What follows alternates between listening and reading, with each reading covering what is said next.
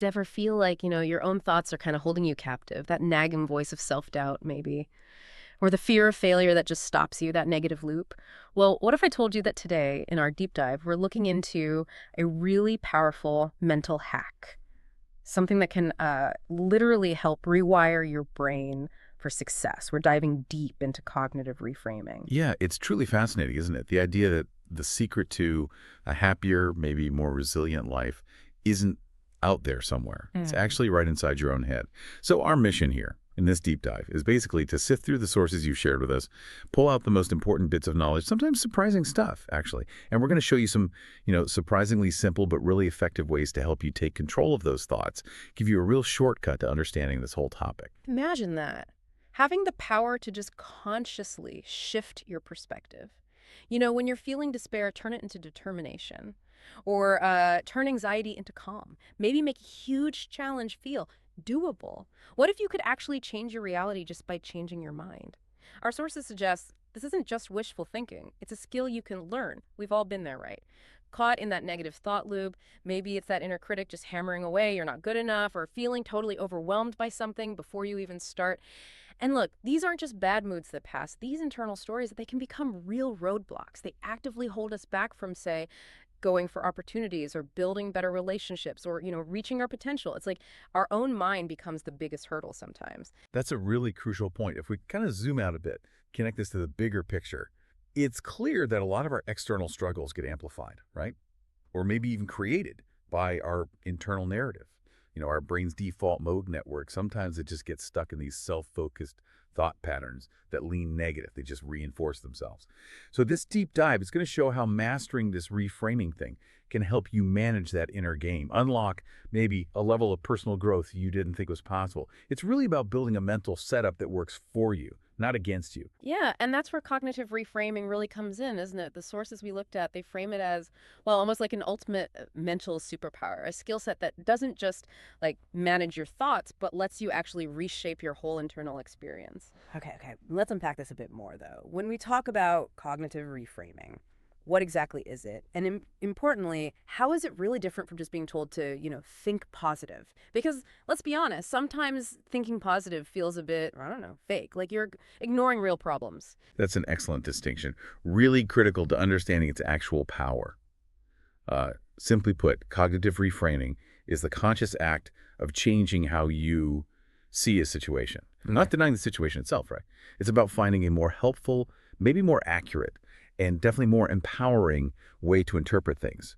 And that's where it's really different from just simple positive thinking. Positive thinking might be like, oh, I'll definitely get this job, even if you haven't prepared, Hmm. which, can set you up for disappointment, or it just feels inauthentic. Reframing, though, it'd be more like, okay, this job interview, it's a great chance to practice my skills, learn about the company, maybe get some feedback, whatever happens. See, that interpretation is, well, it's both true and empowering.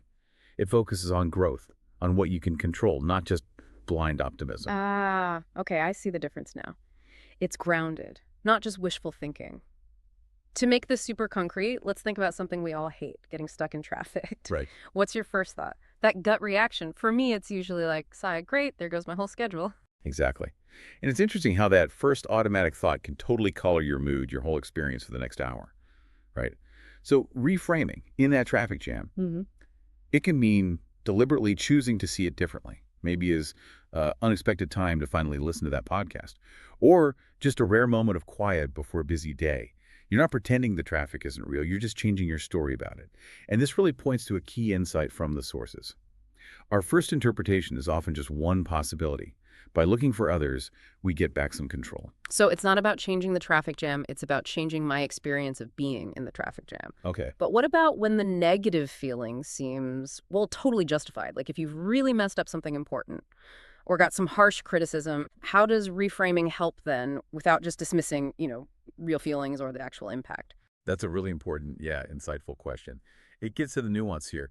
Cognitive reframing is absolutely not about denying real feelings. Disappointment, sadness, frustration, those are valid. They often tell us important things.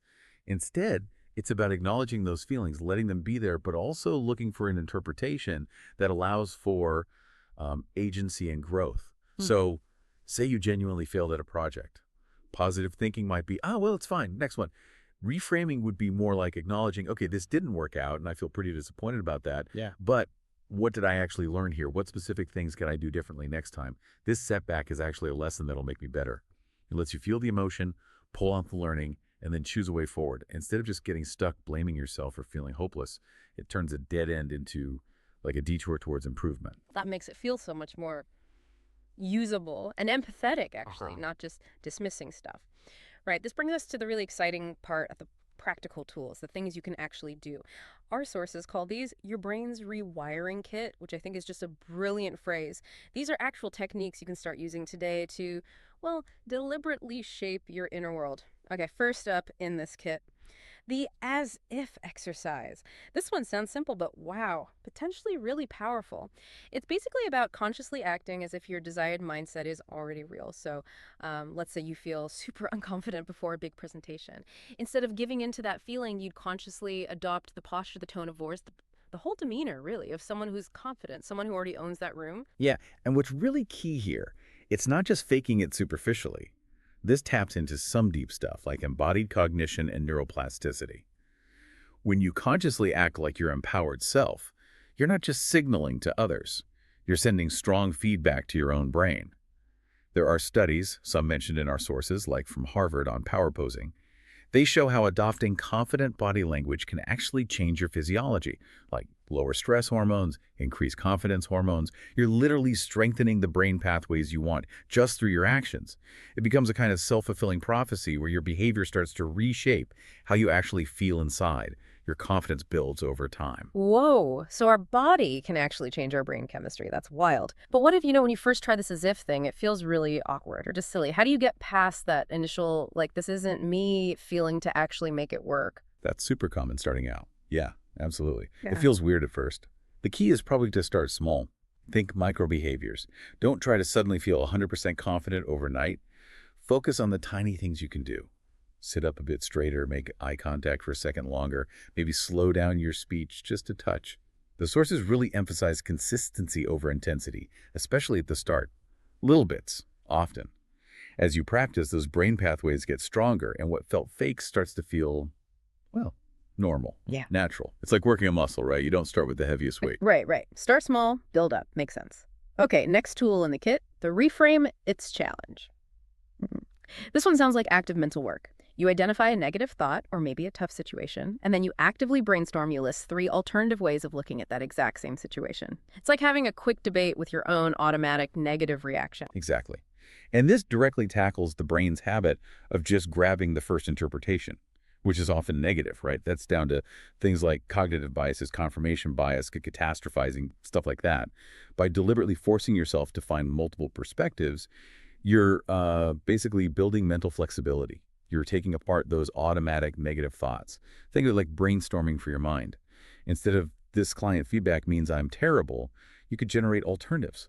Like, 1, okay, this is a chance to get better at communication. 2, this shows me what the client really needs now. Or 3, this is a chance to show I can handle feedback and solve problems. Mm. This practice gives you this amazing sense of choice, control over your thoughts. You move from just reacting to actually choosing your response. That feels incredibly empowering, just having options instead of feeling stuck with the first negative hit. Are there any, like, common mistakes people make with this Reframe It thing? Ways they might accidentally make it less effective? Yeah, definitely. A big one is coming up with reframes that are just too Pollyanna-ish, superficial ones you don't actually believe.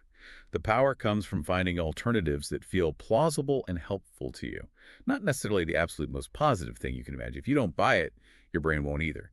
Another trap is just stopping after finding one alternative.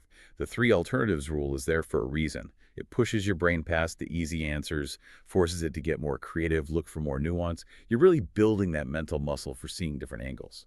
Great tips. Plausible and helpful, not just positive. And push for multiple F's. Got it. Okay, final tool in our brain's rewiring kit, the future self visualization. Sounds kind of cool. It involves vividly imagining your future self, the empowered, capable version of you successfully handling current problems or reaching goals, like a mental movie of you succeeding. Precisely. And this leads us to ask, right? How much better could you handle something tough if you've already watched your successful future self navigate it? The sources explain this isn't just daydreaming. It's a powerful use of mental rehearsal or motor imagery. There's a lot of research, especially in sports and performance psychology, showing that vivid, consistent visualization activates the same brain pathways as actually doing the thing. So you're basically priming your brain for success before you even start, building resilience, foresight. It makes success feel more familiar somehow, which reduces anxiety and boosts confidence because you've kind of pre-lived the positive outcome. You're literally laying down the neural tracks for success.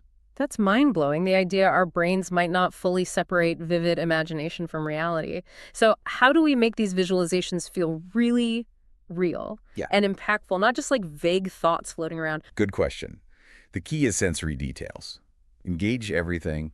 Don't just see future you succeeding. What does the confidence feel like in your body? What words are you hearing? Are there smells, tastes? Make it multisensory. That's what the sources emphasize. And crucially, connect with the emotions. What would that successful future self be feeling? Pride, calm, joy, accomplishment. The more vivid and emotionally charged it is, the more your brain buys it as a real blueprint. And again, consistency is vital. Even just 5 minutes a day regularly can make a huge difference over time. Okay, so we've got these amazing tools. What does this all actually mean for your daily life listening right now? These aren't just theories, they're strategies you can use. Let's look at some real-world examples from the sources, how reframing can turn everyday struggles into, well, actual wins. We're talking about shifting things from minor annoyances right up to major life challenges. All right, let's take the classic. Job interview anxiety. Ugh, that knot in your stomach, right? The fear of messing up, feeling judged. For a lot of us, it's really paralyzing. Can lead to bombing the interview or just avoiding them altogether. Absolutely. Yeah. But instead of getting swamped by that fear of judgment, you can consciously reframe it. See the interview not as an interrogation you have to survive, but as a two-way street, an opportunity. One, it's a chance for you to enthusiastically share what you're good at, what you're passionate about. And two, it's equally a chance for you to learn about them. Is this company, this role, actually right for you? There's research on what's called approach versus avoidance motivation, shifting from that fear-based avoidance mindset to a curious approach mindset. It can seriously improve performance and actually calm down the brain's fear center, the amygdala. You walk in differently. Not defensive, but engaged, ready for a conversation. It completely changes the feel of it. That makes so much sense. You're participating, not just enduring. But what about those really high-stakes interviews, like dream job territory, where the pressure feels massive? Does reframing still hold up then? Oh, absolutely. Maybe even more crucial then. The stakes are high, yes, but the principle is the same. Focus on what you can control. You could reframe that intense pressure. See it as a sign that you really care about this, right? And channel that energy into focused preparation, into showing your passion. You could also reframe the outcome. Instead of thinking, I absolutely must get this job, which adds huge pressure, try reframing it as, I'm going to give my absolute best performance, learn everything I can from this, and trust that the right path will open up. It's not about lowering your standards. It's about changing your relationship with the outcome so you can stay calm and perform your best. Focus on the process, not just the prize. That's a really powerful mental shift. Okay, or how about relationship conflict? Those moments, misunderstandings, disagreements. They can feel awful, leave you feeling angry or unheard or defensive. Yeah, and it's fascinating how reframing can completely change the dynamic there. Turn what feels like a threat into a chance for connection, actually. Instead of seeing conflict as a battle to win or proof that the relationship is doomed, you can reframe it. See it as a chance to understand each other better, and maybe a catalyst for growth, an opportunity to actually strengthen the bond. The sources talk about how reframing challenges our assumptions like attribution theory in relationships. We tend to assume the worst motives for our partner's actions when we're upset. By consciously reframing, you pause. You consider other, maybe more generous reasons for why they did or said something. You approach the conversation with empathy, not weapons drawn. That leads to more honest talk, right? Building connection instead of walls. That's a huge shift, going from fighting against each other to trying to understand with each other. But what if? What if the other person isn't really playing ball with this whole reframing idea? How do you reframe your own reaction when you're kind of doing it solo, and they might still be stuck in defensiveness? That's a very real practical situation. But the great thing about reframing, it's your internal superpower. You don't need anyone else's buy-in to use it on yourself. Even if the other person stays defensive, right, you could still reframe your response to their defensiveness. Maybe you reframe their defensiveness not as a personal attack on you, but as, I don't know, a sign of their own stress or insecurity in that moment. That allows you to respond with more calm, maybe more patience, more compassion. Instead of just matching their energy and escalating things, you're essentially choosing to model the kind of interaction you want. And sometimes, often actually, just that shift in your energy can subtly change the whole dynamic over time. You Wow. control your half. Puts the control right back in your court. Love that. Okay, last one. Procrastination. The age-old enemy.